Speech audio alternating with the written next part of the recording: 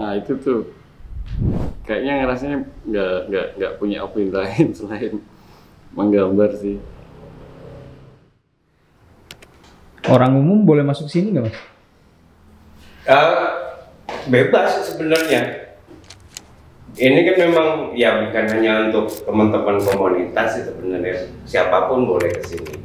Gitu. Karena ya kita nyiptain ruang ini kan untuk semua orang bisa nikmatin apa yang kita milikin di sini juga gitu. Jadi kayak kalau event ya monggo itu bebas. Nggak harus yang ada kaitan sama pena hitam dulu atau enggak seperti itulah. Kalau ini sih. Ya untuk ini sih istilahnya menambah pemasukan dari pena hitam juga sih. Jadi kita aplikasikan ke produk, nanti produk itu dijual dan bisa dikoleksi teman-teman. Hasilnya juga untuk space, untuk ya kebutuhan kolektif lah. Ya, visi misinya bagaimana caranya internalnya itu hidup dari apa yang dia passioni, dia suka gitu. Nah, pena hitam adalah wadahnya, ruangnya untuk mewadahi segala aktivitas itu. Memang awalnya munculnya dari menggambar gitu ya. Tapi pada perkembangannya banyak juga teman-teman yang nggak cuman hobi menggambar itu gabung gitu. Dan itu juga nggak membatasi kita gitu. Ya misinya ya gimana caranya mandiri dan gotong royong ini memang nggak cuman sebagai slogan, tapi memang kita hidupnya seperti itu, kita jalanin dalam kesehariannya gitu. Ya mungkin berharapnya secara kebutuhan pokok nanti internalnya sudah tercukupi gitu, Mas. Walaupun mungkin sekarang masih struggling berjuang untuk mencukupi kehidupan biaya harian, tapi paling enggak visi kita bagaimana caranya siapapun yang ikut aktif di pena hitam itu selain menemukan potensi terbaiknya, dia juga mendapatkan hasil dari apa yang dia tekuni tersebut gitu. Nah, seperti itu sih.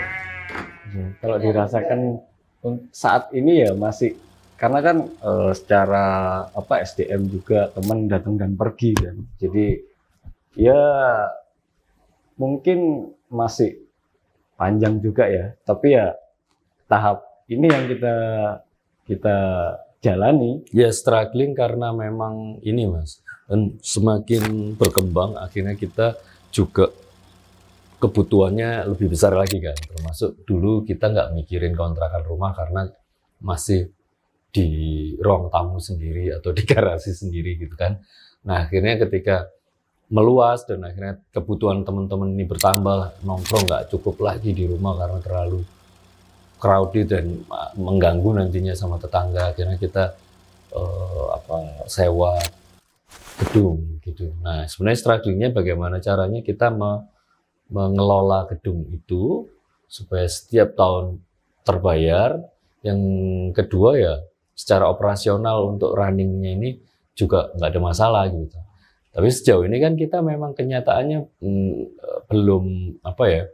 belum fokus di bisnis gitu sebelumnya. Kita memang bagaimana caranya bergerak aja dulu. Bisnis itu baru kita benar-benar pikirkan dan mulai bikin strategi bagaimana itu ya 3 tahun belakangan ini, 3 atau 4 tahun belakangan ini gitu. Jadi ya strugglingnya memang dari transisi movement gerakan ini bagaimana caranya supaya sustain, akhirnya kita kebutuhannya adalah bisnis, dan bisnis ini juga bisa terintegrasi dengan movementnya, jadi nggak yang gimana ya, yang terlalu jauh gitu dari ruhnya si movementnya gitu. Bisnis itu tetap menjadi salah satu penyokong, tapi yang nggak gitu-gitu amat gitu, artinya bisnis tapi ya nggak gitu, strivingnya kayak gitu. Ya benar kata Mas Rio tadi, memang akhirnya yang nongkrong dan aktif di sini juga terpilih, terseleksi secara alamiah gitu. Nah, itu strivingnya, termasuk proses regenerasi tadi gitu, Mas.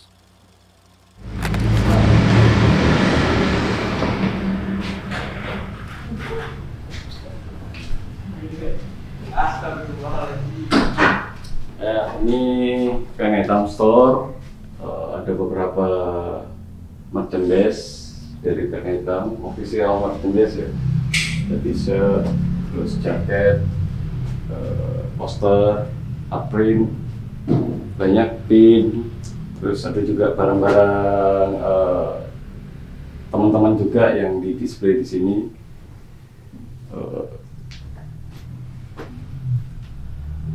Ada alat-alat gambar juga, kalau kalian mau pengen review alat gambar, tapi nggak begitu lengkap.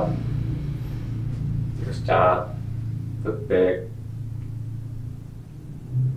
ya inilah salah satu cara untuk menghidupi space dan kegiatan-kegiatan Pengen Hitam.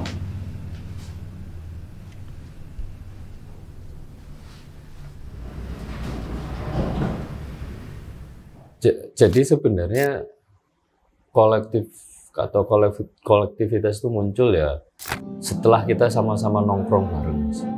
Setelah nongkrong bareng, ternyata apa yang kita lakukan ini disebut kolektif, karena kita nggak ada hierarki, nggak, kita ya sapa sing duwe, siapa yang punya sesuatu dan pengen di-share. Nah itu aja sejauh ini gitu. Nah makanya nemukan kata yang padanan yang cukup dekat adalah kolektif gitu. Karena memang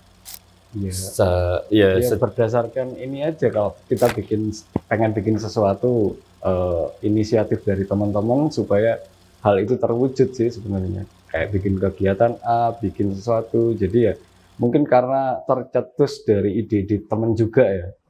Jadi yang nggak ada rencana ada, tapi untuk menjalankan itu ya dari teman-teman yang inisiatif, Mas. Makanya istilah yang paling mendekati dengan itu kolektif gitu. Padahal sih sebenarnya kalau kita mau nyebut kolektif yang baku atau kayak enggak juga, karena munculnya ya karena sama-sama punya kebutuhan yang sama untuk nongkrong bareng ya, jadi tongkrongan gitu. Sebenarnya sesimpel itu sih. Pada awalnya ya kan nongkrong, gimana caranya nongkrong, kita saling gambar, terus setelah bisa gambar terus ngapain? Ada pertanyaan lanjutan secara organik gitu, Mas. Setelah bisa gambar ya berarti kita harus bisa jualan dong. Nah, jualan berarti gimana caranya? Ya promosi, gimana pameran? Kita bikin pameran, kita bikin media kita sendiri. Dan itu ya gitu sampai hari ini organik aja gitu. Enggak berusaha maksain untuk menjadi apa atau apa, enggak, memang ya kita akan melakukan hal-hal yang kita memang sanggup gitu aja.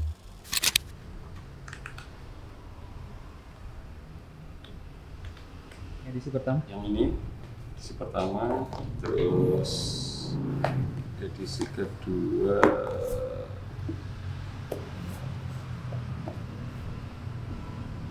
edisi ketujuh, 6, 5, 4, 8. Yang kedua, ini nggak ada di rumah. Mungkin spirit ini ya kayaknya masih semuanya itu belum tuntas, dalam artian banyak istilahnya generasi sekarang atau teman-teman yang baru-baru ini juga sebenarnya pengen mengharapkan istilahnya tempat tongkrongan baru gitu ya. Jadi kita juga dapat apa ya, spirit baru sebenarnya untuk tetap bisa mengakomodir ide-ide mereka sebenarnya. Walaupun mungkin ya kita agak menyesuaikan dengan apa ya istilahnya ya, ide-ide mereka ya. Tapi itu sih spirit kita untuk bisa apa ya, membangun suatu keluarga sih sebenarnya. Awalnya teman, jadi keluarga, jadi bisa hidup istilahnya dari karya, jalan bareng kayak gitu sih. Ya, bisa bertahan sampai sekian tahun itu sebenarnya ya itu tadi Mas, ketika kita benar-benar punya rel, artinya sesuatu yang kita memang konsisten sepakati dan perjuangan. Itu ya termasuk salah satunya bagaimana caranya teman-teman ini dapat, walaupun masih sekecil apapun gitu ya, dapat hasil dari apa yang dia kerjain di Pena Hitam gitu. Salah satunya ya prinsip-prinsip itu gitu. Termasuk 4 pilar yang kita sepakati sampai hari ini itu berkarya, berteman, berbagi, dan bersenang-senang. Nah kayak itu yang kita pengen terus lakuin supaya ya kita tetap senang gitu. Kalau udah nggak senang lagi menjalankan ini, buat apa gitu kan pertanyaannya. Menghindari alat-alat gambar. Menghindari alat-alat gambar. Jadi ya biar ada ini sih, nggak mikir gambar sama sekali, biar nanti balik ke meja gambar fresh kembali.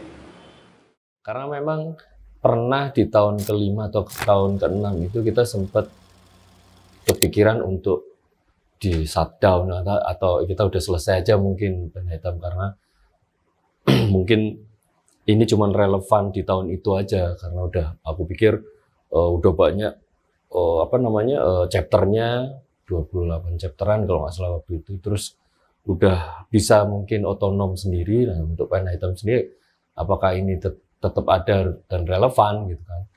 Akhirnya ada salah satu teman almarhum, teman Pena Hitam Makassar, almarhum dia sekarang. Nah itu yang saya ingat banget cerita ya, kalau kamu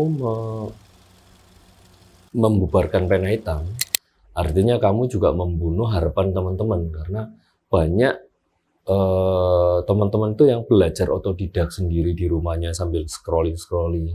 Yang dia lihat adalah Pena Hitam sebagai referensi dan segala macam lah. Terus akhirnya ketemu jaringannya, ketemu pertemanannya, akhirnya pede untuk menjual karyanya atau bertahan dari sini gitu.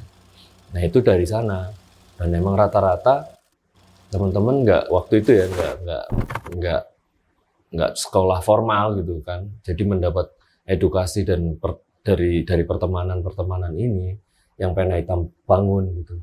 Nah dari situ sih akhirnya aku pikir, wah, dan kita membunuh harapannya teman-teman di daerah di luar sana ya mau nggak mau memang kita harus terus struggling. Nah emang kita benahin lah ini tujuannya awal ini apa, dan kita konsisten di situ aja terus gitu sampai kita benar-benar menemukan si mimpinya tadi itu gitu sih. Sama juga kayak ini ya, ini produksian kita juga gitu. Ini salah satu bentuk supporting kita ke petani apel di Batu. Jadi kita create produk, kita ada beberapa produk, salah satunya selai, ada nastar, ada cake juga gitu. Jadi gini sih, kalau ngomongin isu sosial itu akan selalu selalu datang, karena memang persoalan isu sosial ini nggak akan selesai, karena begitu kompleksnya menurut kami ya, begitu kompleks persoalan-persoalan. Taruhlah hal kecil misalnya sampah gitu ya, itu akan terus ada selama peradaban ini ada kan. Dan kalau misalnya ngomongin itu, makanya kami memposisikan sebagai seniman, ilustrator, ya lewat medium seni yang kita akan gunakan gitu ya, dalam bentuk poster, dalam bentuk mural, dalam bentuk apapun itu. Kalau disuruh ini konsernya apa gitu, kita ya di lingkungan sekitar kita aja apa yang membutuhkan, kita akan berjuang di sana gitu Mas. Yang kita ingin sebenarnya lebih ke bagaimana wacana atau wawasan atau kesadaran itu nyampe juga ke teman-teman tentang isu-isu itu. Ya kita mau menekankan Iya, karyamu harus itu lebih enggak cair juga. aja sih. Jadi memang apa ya, berdasarkan tadi itu apa ya, penggalian personalnya dia tentang isu-isu tertentu, terus wawasan dia, pengetahuan dia tentang isu-isu tertentu, dan akhirnya dia pernah bersinggungan juga dengan isu itu. Ya, salah satu teman kita juga aktif di isu lingkungan, di penangkaran penyu atau laut lah, biota laut. Itu sampai hari ini dia juga nggak harus karyanya kayak gimana ya, tapi mau nggak mau ketika dia bersinggungan dengan hidupnya, bersinggungan dengan isu-isu tersebut, ya nggak usah disuruh, dia pasti akan melahirkan karya-karya seperti itu. Nah, aku rasa lebih lebih kontekstual seperti itu gitu, lebih faktual seperti itu daripada kita ngarang-ngarang, kita nggak pernah ngalamin hal-hal itu gitu, kita nggak mesti cuma wacana pengetahuan. Boleh sih itu ngerespon ya, bentuk respon kita, tapi alangkah baiknya ketika kita udah benar-benar di situ gitu, karyanya jauh lebih ada ruhnya menurutku sih seperti itu. Kalau zona nyaman itu dalam artian kita senang melakukan apa, kita melakukan apa yang kita senang dan dapat apresiasi, itu kita sempat ya kita ngalamin itulah. Cuman kalau ngomongin secara global ya, dalam konteks seni di Indonesia gitu ya, yang memang yang dalam hiruk pikuknya arus utama yang harus ke galeri ini itu, kita nggak ngalami kenyamanan atau apa ya, kemudahan seperti itu Mas. Kita tetap membuat pameran kita sendiri dengan setengah mati gitu persiapannya, kita mengkurasi sendiri, kita mengembangkan pola-pola sendiri gitu. Bukan di zona nyaman yang tadi saya bilang, emang infrastrukturnya udah ada, galeri-galerinya udah ada, pasarnya udah ada, kolektornya udah ada. Seperti itu kita jauh sih kayaknya. Kalau Mungkin kalau dibilang zona nyaman nanti, ya mungkin kita nggak ngontrak lagi, punya tempat sendiri untuk teman-teman di pameran, ya Kak. gitu. Tapi ya itu sih, ya mungkin semoga aja lah.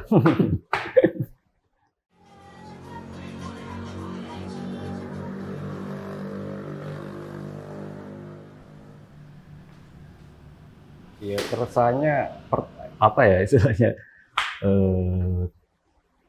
resah kalau teman-teman tuh nggak yakin dengan apa yang udah dijalani setengah mati itu loh. Jadi putus di tengah jalan, itu yang bikin wah sayang ya. Kita nggak bisa bareng-bareng lagi misalnya kayak gitu.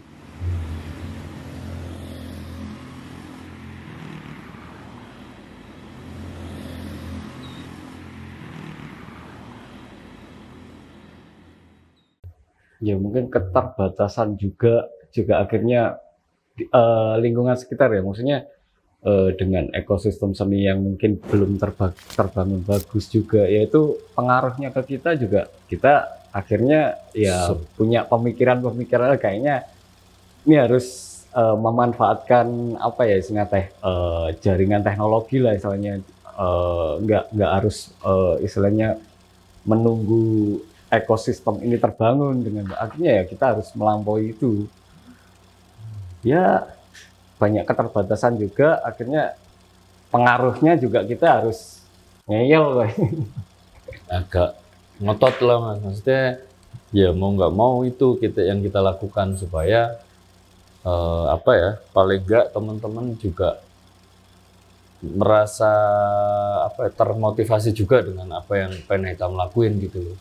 Kita nggak modal banyak-banyak kok selain pertemanan, dan ini ternyata bisa struggling sampai 10 tahun lebih gitu kan. Artinya kita berharap sih teman-teman di Batu atau Malang tuh juga punya punya apa ya, punya motivasi yang sama. Kita di kota yang secara infrastruktur dan ekosistem seninya nggak sewell kota lain gitu ya, itu tetap bisa bertahan kok. Tapi seru sekarang fenomena istilahnya kolektif-kolektif baru yang istilahnya apa ya, di ranah seni itu banyak bermunculan. Jadi kayaknya sih ya apa ya, nggak hanya Penetam aja loh. Kita nggak sendiri sebenarnya. Banyak teman-teman yang lain udah mulai muncul gitu sih. Itu menarik sih. Biasanya ceritanya lebih menarik kan, gitu. Nah, ya ini juga jadi ruang menampung cerita, gitu, dari banyak orang, dari teman-teman siapapun yang datang, ya. Terlepas dia kenal atau tidak kenal, ya. Jadi ruang ngobrol sebenarnya, gitu. Ruang diskusi, ruang dialog segala macam. Dan kalau ada teman-teman juga punya kreasi, misal produk, ya kita memang nerima juga untuk ditampung di sini. Sebenarnya kan kalau ada pepatah, saya lupa siapa yang ini, teman itu kan sebenarnya saudara yang kita pilih ya. Maksudnya kalau aku ngomongin tentang saudara-saudara itu justru nggak sedekat teman-teman yang ada di Penetam sekarang, Mas. Baik secara komunikasi, baik secara intensitas ketemu dan segala macam. Jadi aku memaknai pertemanan itu ya memang dipilih baik secara individu personal saya sendiri atau secara memang energi alamnya itu yang apa ya, memilih dengan caranya sendiri gitu. Wah, aku melewati banyak konflik kok sama Rio, sama Mas Emang, sama banyak teman-teman di sini. Aku melewati banyak konflik. Nah, justru karena banyak konflik itu mungkin ya akhirnya kita jadi mengerti satu sama lain, oh ternyata ini posisinya seperti ini. Dan kalau ngomongin pertemanan ya kualitas teman itu ya berdasarkan ketika kita menerima dia satu paket gitu, artinya ya memang kita berteman sama malaikat gitu. Enggak kan, pasti ada buruknya, pasti ya mau nggak mau kita juga mau menerima keburukan dia. Sama dia juga sama kok, kita juga bukan malaikat gitu, kita juga pasti punya keburukan-keburukan gitu. Yang jadi persoalan itu kan kadang-kadang berkutat ke masalah-masalah kecil, keburukan itu yang akhirnya merusak fondasi pertemanan itu kan. Nah itu yang sebisa mungkin kami, ya saya sendiri hindari gitu. Melihat gambaran besarnya aja, tujuan utamanya ke sana. Nah dengan harapan ya kualitas pertemanan ini yang kita utamakan gitu. Bukan jumlahnya, bukan kuantitasnya, tapi lebih ke kualitas pertemanan gitu. Ya memang ini sih lebih mudah cari musuh ya daripada cari teman. Jadi ya itu sih komunikasi sebenarnya. Walaupun ada konflik apa yang namanya teman ya, tapi kadang kan nggak banyak orang yang menyadari itu. Jadi ya akhirnya bisa dibilang terseleksi dengan alamiah lah. Siapa yang teman, siapa yang ya cuman apalah numpang lewat numpang ceritain gitu, nggak apa-apa, mungkin next episode dia akan datang atau kita yang datang. Yang aku ngerasa itu nggak apa ya, secara alami aja loh gitu.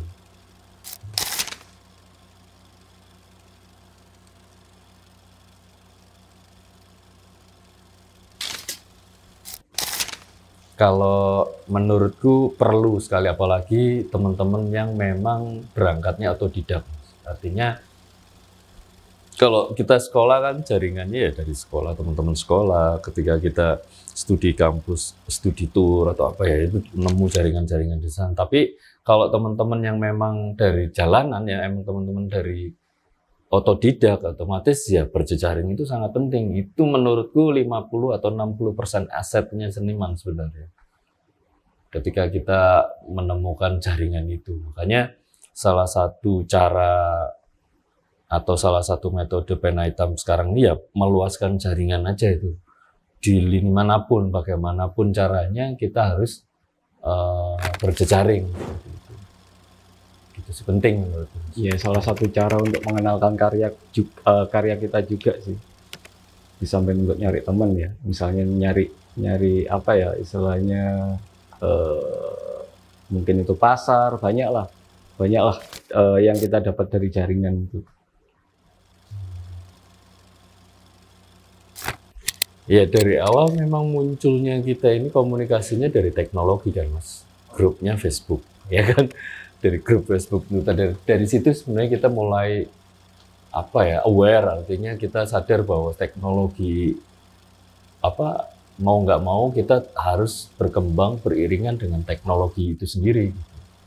Artinya kita muncul awal kita benar-benar nolak bagaimana caranya teman-teman itu berkarya nggak pakai digital, itu sampai tahun 2018 lah ya, 2007.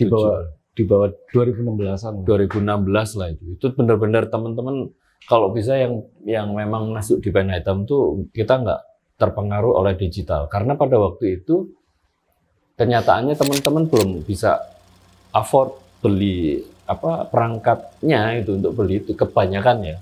Tapi ketika 2017, 2018 teman-teman udah bisa membuat dan kayaknya udah menjadi hal yang biasa gitu, hal yang wah udah semua orang kayaknya megang digital sekarang gitu. Toh secara teknik itu sama kok.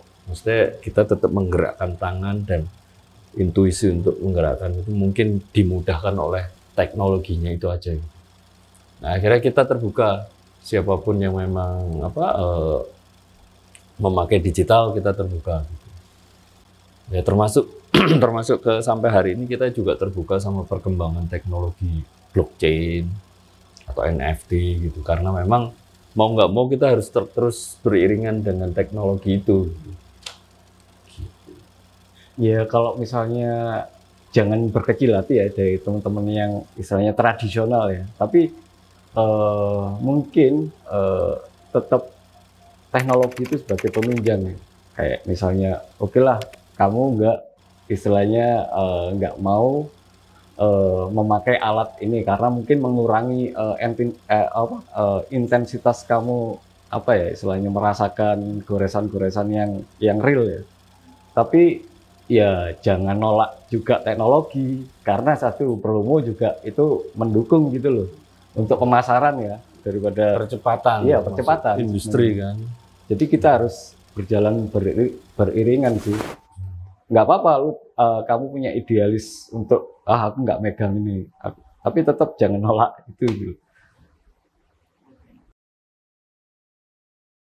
Ngopi Juga maksudnya. Ya, jadi nongkrong ngopi. Jadi pada perkembangannya Pen Hitam ya emang awalnya muncul dari tongkrongan gambar, tapi pada akhirnya ada temen yang hobi nulis, hobi pengarsipan, ada yang memang doyan meracik minuman, memasak. Akhirnya kita fasilitasi ini. Sebenarnya apa yang sekarang kita tempatin ini ya sebenarnya ruang untuk mengekspresikan lewat banyak hal tadi, nggak harus lewat gambar gitu. Kayak di atas kan udah ada perpustakaan zin, itu teman-teman mulai mengarsipkan zin gitu. Terus apa lagi ya? Apa ini? Ya, Nggak cuma tentang gambar, Mas. Pada perkembangan musik juga teman-teman kalau misalnya pengen mengekspresikan lewat musik apa ada ruangnya sendiri gitu. Maksudnya ya apapun sih bisa di. Ya, dan kita juga nggak menutup kemungkinan untuk teman-teman mengeksplorasi, punya ide baru, datang nongkrong sini, Mas aku punya ide seperti ini nih loh. Itu lebih seru menurutku. Maksudku selama kita punya kapasitas untuk membantu atau ruang kita ini cukup bisa mewadahi kreativitas itu, kenapa enggak gitu. Jadi nggak cuman gambar, Mas. Kita di sini juga ada yang ngopi, ada yang baca zin, bikin zin, terus Racik minuman. macam-macam kok.